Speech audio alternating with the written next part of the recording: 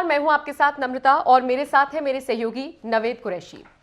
हिंदुओं की आस्था को मुद्दा बनाना, उसको आहत कर देना कितना नॉर्मल हो गया है ना आज के दौर में, जब हम बात करते हैं कि हर धर्म समान है, किसी का अपमान नहीं करना चाहिए। यूं तो सदियों से हम सुनते आ रहे हैं, लेकिन आज के दौर में जरा देखिए, हिंदुओं को टारगेट किया, उनके भगवान को टारगेट किया, शोभा यात्रा को टारगेट किया और उसके बाद अगर आप फंस गए तो माफी मांग ली।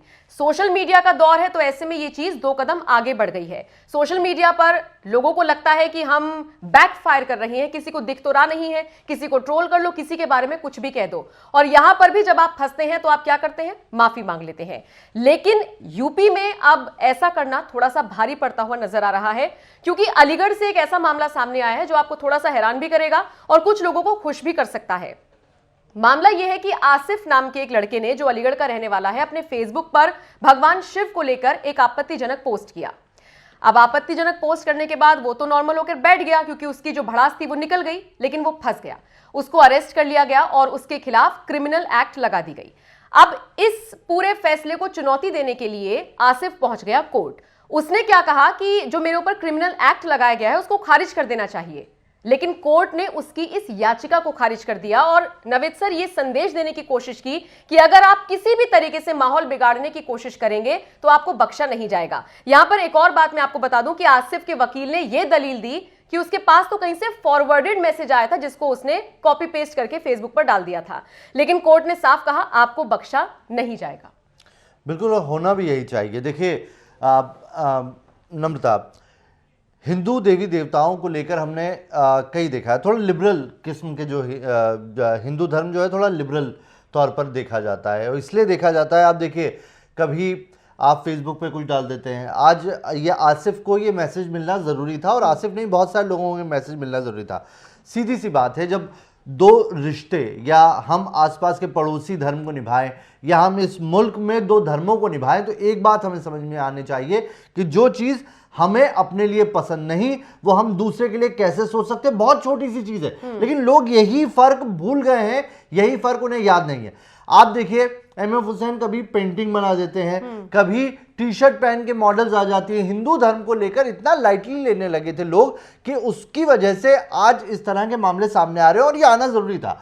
आप देखिए जिस तरीके से टिप्पणी की थी, आसिफ नाम से जाहिर है मुस्लिम कम्युनिटी से बिलोंग करते हैं। आसिफ क्या ये किसी मुस्लिम होते हुए भी मुस्लिम के लिए कह सकते हैं, या मुस्लिम धर्म के किसी शख्स के लिए कह सकते हैं? आसिफ अभी सिर्फ जेल में है, उस वक्त क्या हो रहा होता पता नहीं होता।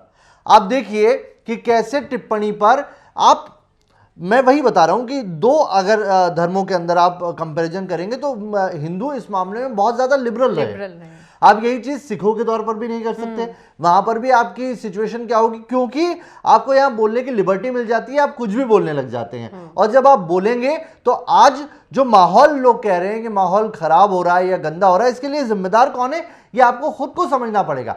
जब आप दूसरे के धर्म की रिस्पेक्ट नहीं करेंगे, जब आप अपने धर्म या अपनी चीजों को दूसरे के ऊपर थोपेंगे, आपको अपनी चीजों पे आहत हो जाता है, और दूसरे के धर्म यानी कि हिंदू धर्म पे आप कुछ भी कहते हैं तो आप उसके ऊपर फिलोसोफर बन जाते हैं। ये कैसे पॉसिबल है कि आप अपने धर्म को लेकर तो वही रूढ़िवादी सोच अपनाए रखेंगे, लेकिन जब वही बात दूसरे के धर्म की बात होगी तो आप बड़े खुले विचारों वाले हो जाएंगे। आपको ये आईने में देखना होगा और ये समझना होगा कि अब जो हिंदू धर्म है उनके खिलाफ भी बोलने से पहले अगर आप बोलेंगे तो इस तरह के केसेस होंगे। और ये एक और चीज यहां पे सबसे अच्छी बात मैं आपको बताना चाहूंगा कि इलाहाबाद हाईकोर्ट में जब आसिफ के वकील गए, उन्होंने कहा कि हमने फॉरवर्ड किया, तो भी जज ने नहीं माना। जज ने कहा कि आपकी प्रवृत्ति वही थी, आपकी सोच गंदी थी, और इसीलिए आप अपने जो दूसरे धर्म के लोग थे उन्हें बरगलाना चाहते थे, उनको आहत करना चाहते थे। और ये जज कौन थे? इन जज का नाम था जे मुनीर। ये जज मुस्लिम है, और उन्होंने माना कि ये चीज गलत है और ये सामने आनी चाहिए, और समझना चाहिए कि अब हिंदू लिबरल है तो उसका मिसयूज नहीं किया जा सकता। बिल्कुल। और पिछले कुछ दिनों से जो आप चीजें देख रहे हैं, बार बार सोशल मीडिया पर एक ट्रेंड चलता है कि हिंदू जाग गया है। ये क्यों चलता है? अब हिंदुओं ने बोलना शुरू कर दिया है। सोचिए, जब पीके नाम था शायद उस मूवी का, जब ये फिल्म आई थी, आमिर खान पर तरह तरह के आरोप उस वक्त नहीं लगे, लेकिन अभी कुछ दिनों से लग रहे हैं। उनकी लाल सिंह चड्ढा इसी कड़ी में पिट गई। बॉलीवुड को साफ तौर पर यह कहा जाने लगा कि ये भी गैंग चलाते हैं हिंदुओं के खिलाफ, इस तरह की फिल्में जानबूझकर बनाते हैं, एजेंडा होता है। एक ऐसा नहीं है ना कि फौरी एकदम से चीजें चीजें उठ गई हों। हाँ, ये बहुत लंबे वक्त से चली आ रही है। और देखिए सबसे बड़ी दिक्कत इसमें ये थी ना कि हिंदू बोलता नहीं था। हिंदू लिबरल है। हिंदू में ये मानना है कि देखिए अलग अलग सेक्ट हैं, जैसे मुस्लिमों में अलग अलग सेक्ट है, वैसे हिंदुओं में भी अलग अलग धर्म में जातियां अलग हो गई। जातियों के साथ साथ भगवान भी अलग अलग हो गए। कोई जो है शिव है वो शिव भगवान को मानते हैं, कोई वैष्णव विष्णु भगवान और उनके जितने भी अवतार हुए उनको मानते हैं। तो उस तरह के सेक्ट हैं।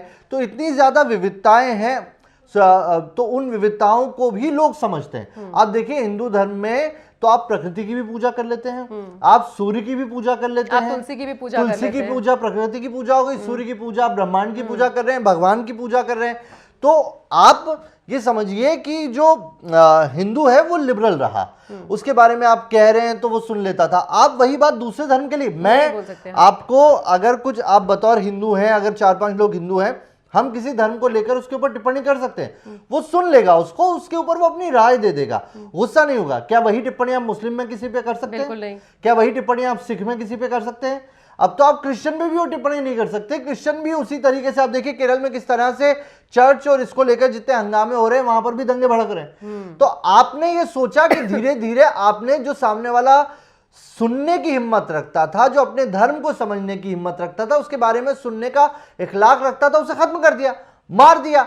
आप अपनी वहां पर गंदी सोच डालते गए और बार बार सिर्फ उसी की भावनाएं आहत करते रहे, जिसका नतीजा आज ये हुआ कि वो बोल भी रहा है और वो कह रहा है कि अब अगर बोलोगे तो मैं छोड़ूंगा नहीं। वो बोल भी रहा है और वो साफ दिखा रहा है कि भैया मेरे सब्र का बांध अब टूट चुका है और मैं तो बोलूंगा, मेरे धर्म पर बात आएगी तो मैं उसी तरीके से जवाब दूंगा जैसे आप अपने धर्म पर बात आने पर करते हैं। और ये विवाद इसीलिए बढ़ता जा रहा है। सर, आपने भी कहा कि कोई मुस्लिम शख्स हो, कोई हिंदू हो, अब मुस्लिम कम्युनिटी के बारे में इस तरह से बयानबाजी नहीं कर सकता। नुपुर शर्मा को हमने देखा, कितना बवाल हुआ नुपुर शर्मा को लेकर। तो चलिए, नुपुर शर्मा को छोड़िए, नुपुर शर्मा के समर्थन में एक शख्स ने बयान दिया कन्हैया, और उसका गला काट दिया गया। वही मैं कह रही थी, नुपुर शर्मा तो चलिए छोड़िए एक बार को, उनको हालांकि कितना ट्रोल किया गया, कितनी गंदी गंदी बातें, सर तन से जुदा, ये पूरा नारा लगाया गया।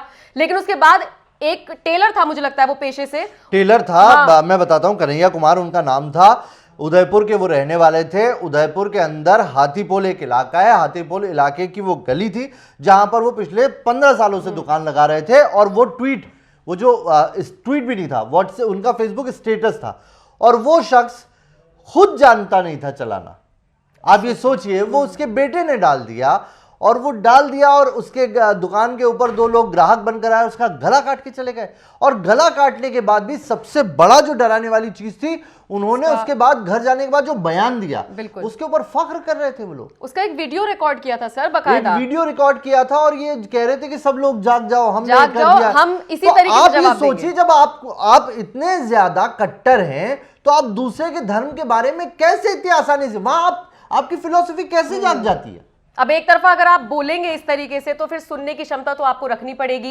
या और फिर कोर्ट ने बिल्कुल सही कहा, जो जे मुनीर जो जज हैं, उन्होंने बिल्कुल सही कहा कि अगर वेमिनेस फैलाने की आप कोशिश करेंगे तो केस चलना चाहिए और अब ये बर्दाश्त नहीं किया जाएगा। कोर्ट भी ये मान रही है कि इस वक्त लोग बोलने की आजादी के नाम पर दूसरों के धर्मों के ऊपर आरोप लगाने और माहौल गंदा कर रहे हैं। आप माहौल गंदा कर रहे हैं तो आपको उसकी सजा भुगतनी पड़ेगी। बिल्कुल। अब आप इस पूरी खबर को लेकर क्या राय रखते हैं, कमेंट करके जरूर बताएं।